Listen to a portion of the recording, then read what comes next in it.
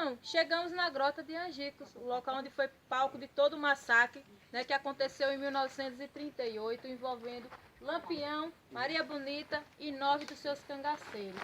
Grota de Angicos era um coito seguro para o Lampião, assim ele considerava. Como eu falei para vocês, eles já vinham aqui outras vezes aqui por essa região e ele considerava a grota um coito seguro por ele ter a proteção do interventor Heronilson de Carvalho, um governo do estado de Sergipe, que fornecia esse tipo de proteção para o Lampião aqui.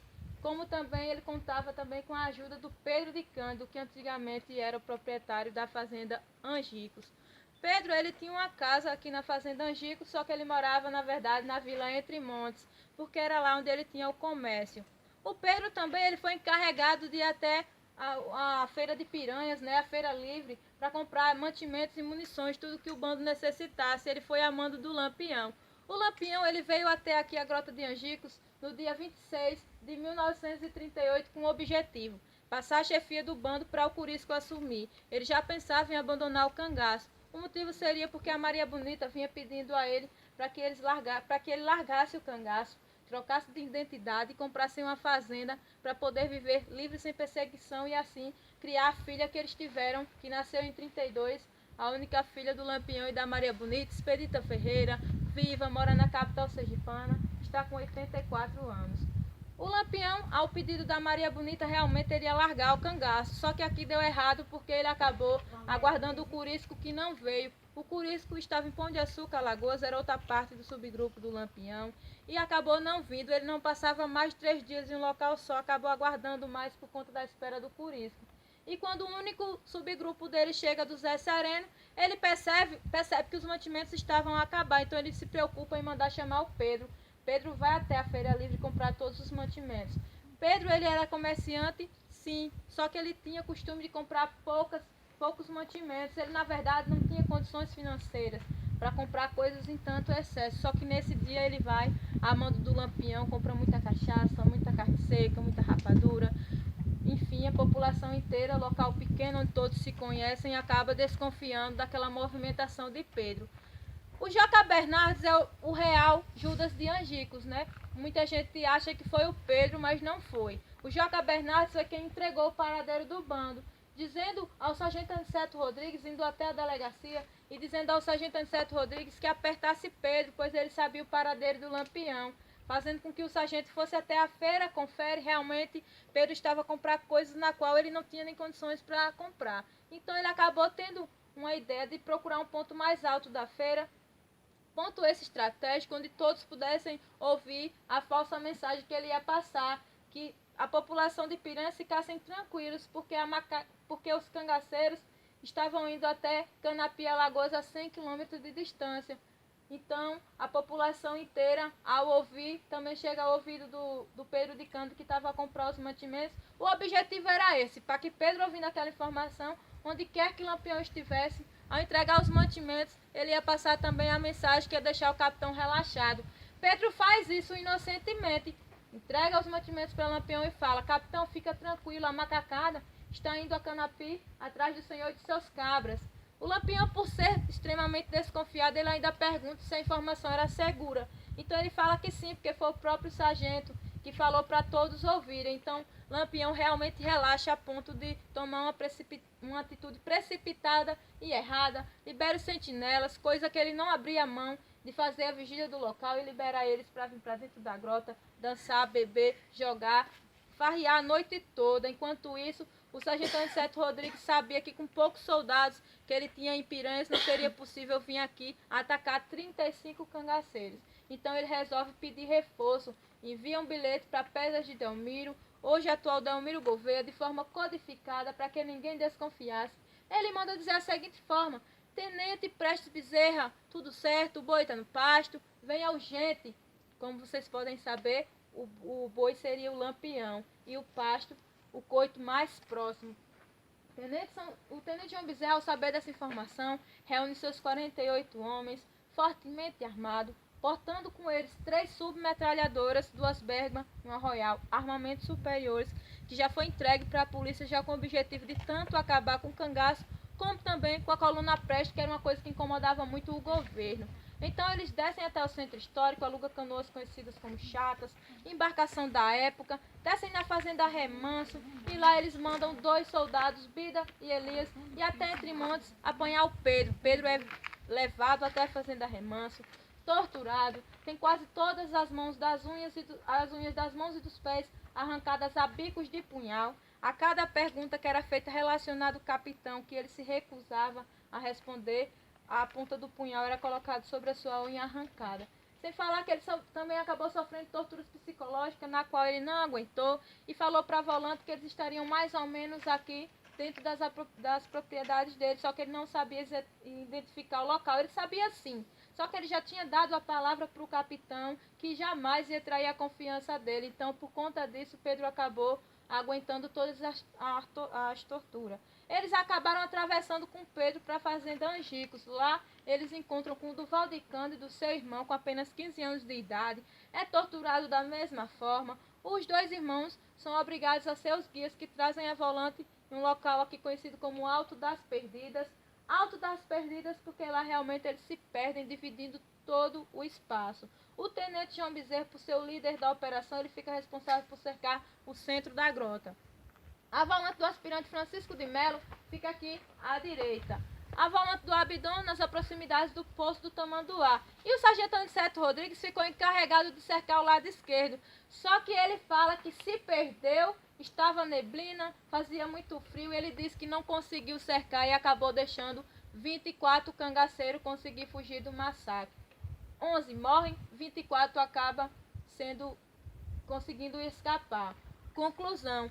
Eles chegaram 10 horas da noite e perceberam que os cangaceiros estavam, como eu falei, só que se eles reagissem de imediato, eles poderiam não ter tanto sucesso. Então eles esperaram a manhã seguinte. E quando o Amoroso vai apanhar água, que é surpreendido, acaba tomando esse tiro, chama a atenção do Lampião, já começa todo o alvoroço, porque os cangaceiros não estavam entendendo o que estava acontecendo, embriagados, tinham passado a noite toda bebendo. A manhã fria, eles estavam dormindo, neblina. Então realmente eles se desesperaram, só que acabou não adiantando de nada, eles não conseguiram reagir, foram mortos, decapitados. A única que foi decapitada ainda viva foi a Maria Bonita. As cabeças são todas colocadas dentro de lata com querosene e cal para serem conservadas, sendo levadas até o Palácio Dom Pedro II, hoje é a atual Prefeitura Municipal de Piranhas. A escadaria, se vocês observarem, é um prédio azul, que fica logo na entrada de Piranhas Velha, certo? Que é o centro histórico onde vocês estavam. Essas cabeças elas foram expostas lá na escadaria do palácio, que já foi demolida há 2 anos atrás.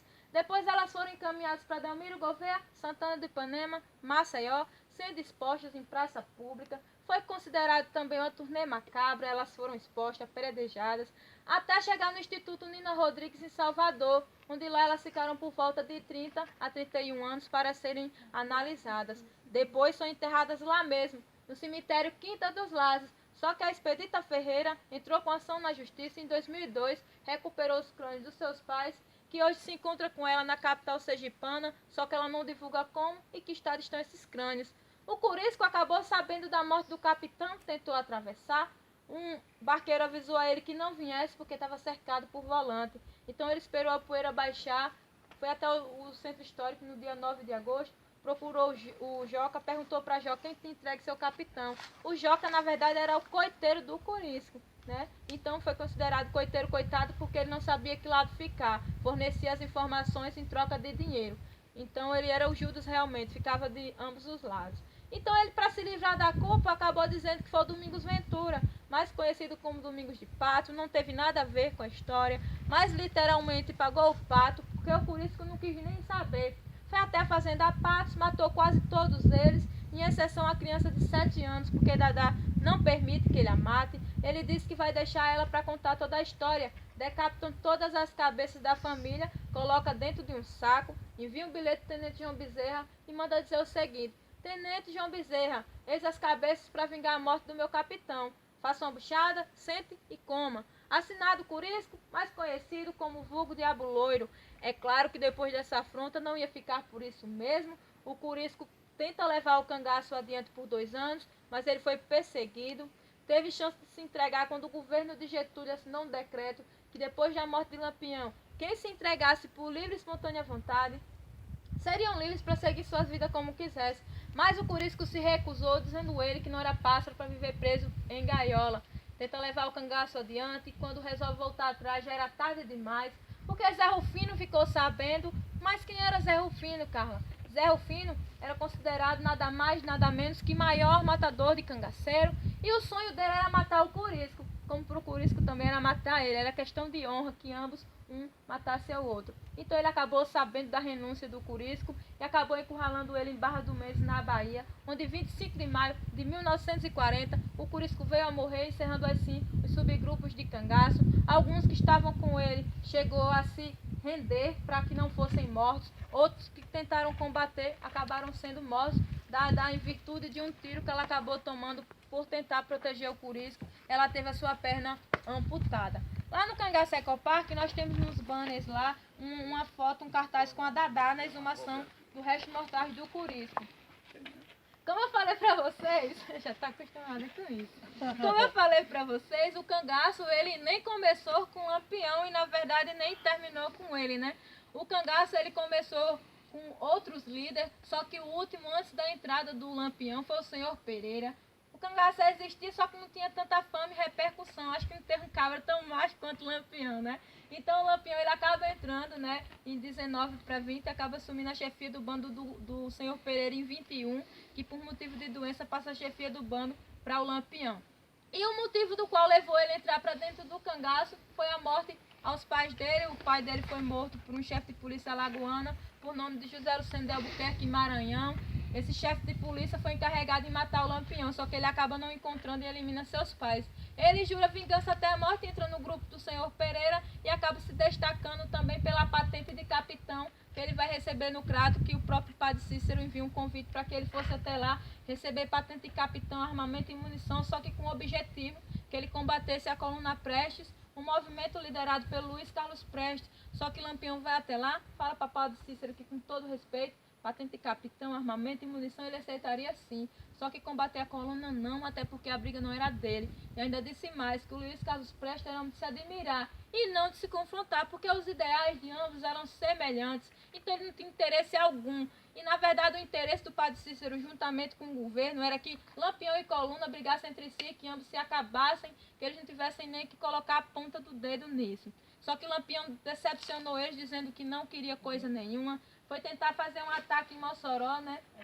Em 27 em Mossoró, só que ele acabou também dançando lá, não teve tanto sucesso não, porque a cidade de Mossoró já estava subdesenvolvida, a população estava por aqui de Lampião e da fama de onde ele chegar a arrasar, então resolveram se posicionar em torre de igreja, casa de prefeito e fizeram uma grande emboscada. Lampião tenta atacar, é recebido a chuva de bala, perde um cangaceiro por nome de Jararaca, até então considerado um dos melhores. Jararaca ele é atingido de raspão e enterrado ainda vivo pela população. Há quem diga que lá em Mossoró ele é considerado o cangaceiro que virou santo. E dizem que ao tocar o túmulo dele acontece até milagres. Que dia 2 de finado é o mais visitado, até mesmo do que o próprio túmulo do Rodolfo Fernandes, que era o ex-prefeito de Mossoró. Conclusão, Lampião sai de lá com o rabinho entre as pernas, não teve tanto sucesso e ainda faz uma promessa. Ele fala que terra onde tivesse mais de 3 torres não era terra de cangaceiro, porque de lá até os santos atiravam de cima. Lá em Mossoró também tem marcas de bala em torres de igreja e em casas lá em Mossoró, certo? Ele em 30 faz uma passagem em Malhada da Caiçara, na Bahia, e acaba conhecendo uma Maria Bonita, que já era casada, um sapateiro José de Miguel, mais conhecido por Zé de Neném.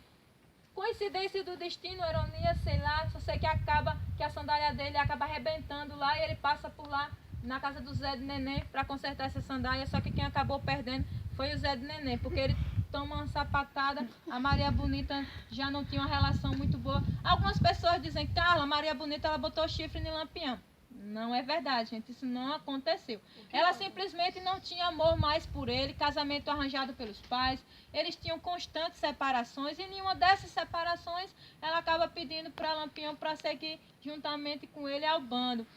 Ela tinha também o grande sonho de ser mãe e ele não podia realizar por ser estéril. Então depois que ela entra dentro do cangaço, outras mulheres também entram. Em 32 ela realiza o sonho de ser mãe, só que tem uma questão. O próprio Lampião ele falava que choro de criança era pior que chocalho de cabra, dava para se ouvir uma légua de distância. Na verdade é porque realmente criança no cangaço não dava, por conta do calor, e o bioma regional Caatinga dificultava muito, o choro de criança chamava atenção, e para eles que viviam correndo de um lado para o outro, era também uma forma de proteção à criança, entregar elas a padres, juízes ou coiteiro, como eu falei, eram aquelas pessoas de confiança. Então, pessoal, essa é a nossa versão do cangaço. Espero que vocês tenham gostado. Muito obrigado pela atenção. Em nome do Cangaço Ecoparque, agradeço. E meu nome também, porque amo o que faço. Então, obrigada. O percurso que foi baseado no qual as volantes fizeram é esse aqui, ó. Certo? Esse percurso aqui dá até a casa que ainda existe. A casa que era do Pedro de Câmbio, ela ainda existe, só que fica uma outra roda. Por incrível que pareça, o ano passado ainda foi encontrado uma arma aqui, um fuzil do Papa Amarelo, a 70 metros de distância daqui, ó. Ninguém estava procurando nada de cangaço, não. Era só os biólogos que estavam fazendo uma análise aqui na região e acabaram encontrando. Ela hoje se encontra no Mona, que é o monumento. Para o Mona tem uma trilha aqui que ela vai dar 1.650 metros. Para chegar até lá, é bem mais íngreme, certo? Ó, aqui nessas pedras nós também temos algumas marcas de bala, certo? Caso alguém queira conferir. Aqui nessas pedras tem algumas marcas ainda de bala. Estava passando ali no preá, por isso estou apontando. Passou pra ali? Eu achei que você tinha dado um susto Não, nela, dizendo que tinha alguma cobra. olha lá os preá, são dois. Mas o preá, ele sempre faz isso, chama atenção para cortar meu filho. Um chifre? Tem A marca de bala. Deixa eu mostrar. Ó, essas daqui já são umas. Essa aqui, ó. Onde foi? Essa aqui já são marcas, ó. É marca de bala. Isso. Deixa eu pegar. E aquela ali, ó, a qual eu vou jogar, essa pedra aqui, ó. Aquela região ali, ó. Olha lá, tô vendo chumbo com uma Aquele monte de desgrama. furo. Deixa eu Ali foi chumbo. Deixa eu ir lá mais aqui. Uma arma pesada. Aqui foi chumbo grosso. Essas aqui também são, ó. Essas, ó. Quando eles se protegeram aí, os caras queimaram de cal, né? É. Eles já chegaram antes, né? Então eles estavam todos escondidos. Aqui também tem, é. Nessa trilha aí toda, em toda parte dessa grota aqui tem chumbo. Marca de chumbo. Não, é porque aqui foi o lugar que eles se esconderam mesmo. Você Foi. vai aprender até a tirar de tanto explicar. 80 anos. É, já fez 78, dia 28 até acontece a missa aqui dentro da grota, 28 de A julho. história do Lampião, eu tô com 50, ela contava nas meninas. Nós dava risada. Agora hoje nós viemos aqui ver mesmo o lugar. É recente. É, tem a marca da bala aqui. Brincadeira. É pó. Aí é chumbo, né não? Chumbo. É chumbo, espingarda braba. Agora tem um aqui que parece um tiro de coisa. De arma pesada. É. Aqui foi bala. Ei, aqui correu sangue, viu? Aqui Correu correu. sangue muito. Olha, camada de chumbo da bexiga. O cara bateu aqui, pegou no cara aí e rompeu as pedras. Olha.